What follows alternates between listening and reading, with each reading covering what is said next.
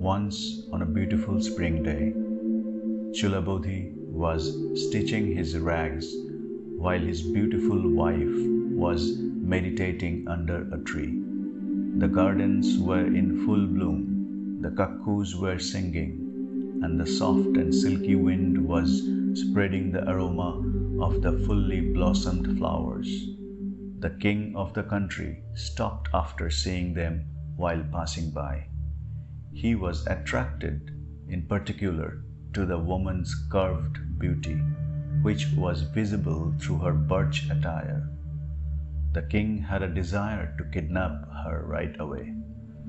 However, he originally showed restraint after observing the male monk's appearance and recalling certain ancient legends about the mystical powers of the monks.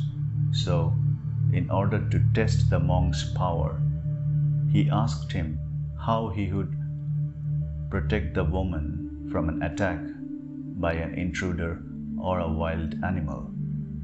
Chulabodhi calmly said, "I would not release him." The king, who did not care to read the hidden meaning of the message, quickly concluded that the monk had no special power. He, therefore, assumed that it would be simple for him to take the woman away. Then he gave his guards orders to take her to his harem. The woman had the look of a doe being attacked by a wild animal when she heard the king's command. Her expression shifted and tears filled her eyes. In a trembling voice, she begged the monk to use his supernatural powers to help her while she wept and lamented. But the monk kept his composure. He exhibited almost no anger. As she was being pulled against her will onto the king's chariot, the monarch suddenly gave the monk's remark some thought.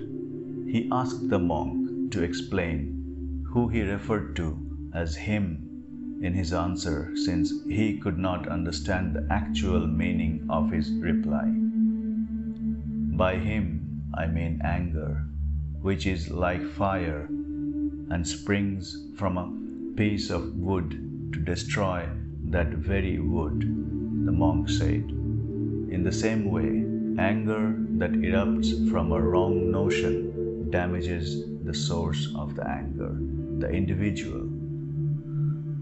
The guy loses all of his reputation when his rage erupts with ferocity, much like water lilies lose their appeal when the moonlight fades due to the sun rising. However, when one disregards the insults and realizes that anger is his only opponent, his reputation emerges like the moon's dazzling disk. A person who is upset would also seem ugly, even if they were wearing the nicest jewelry, since the fury of their anger would shatter the peacefulness of their beauty. Man becomes confused by the anger and wanders off the path of happiness, following the path of pain, exactly like the moon does when it enters the fortnight's darkest hour. Therefore, by him I mean the man's greatest enemy, anger, which I refrained from releasing in order to keep my promise. The king's heart was affected by these wonderful words and the monk's calm composure. He was instantly filled with respect for him and repented of what he had done. He then praised his merits, stood on his feet, and begged for his forgiveness. Additionally, he freed Chulabodhi's wife and returned to his kingdom with a clean conscience. Always remember, he who wins anger appeases his enemies.